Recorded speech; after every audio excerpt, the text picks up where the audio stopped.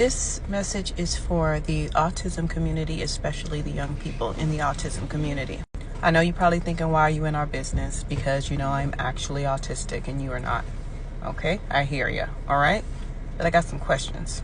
A lot of y'all leave messages on my page saying, okay, what's going to happen when Lilac is grown up and she sees that you put these things out onto the internet and she reads the comments, or her boss sees them, or her HR has to call her in and ask her questions about it. And those are all good questions, but I have a question for you. I love the positivity. I love the optimism, but I don't think you guys are understanding her cognitive levels. And some of the reasons are because you're comparing them to your own. And then I'm starting to think, do you guys know about the whole spectrum, or are you only judging what's happening on your part of the spectrum? There's childhood disintegrative disorder, there's Fragile X, there's Rett syndrome. A lot of people who have these comorbidities are considered on the spectrum. A lot of these comorbidities, people lose a lot of developmental skills. They have a lot of physical disabilities and intellectual disabilities.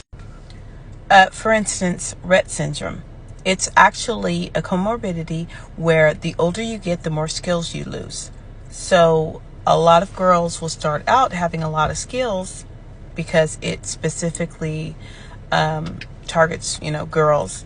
And then suddenly they can't walk anymore. They can't talk anymore. They can't take care of themselves. They have to wear diapers. They have to be spoon fed.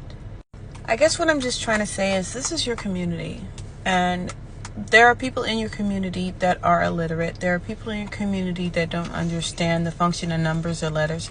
There are people in your community that are going to have physical and intellectual disabilities that keep them from being able to work, that will keep them from being able to take care of themselves on their own. And let me tell you, I still have hope. My daughter's 12 years old. I'm still working on it.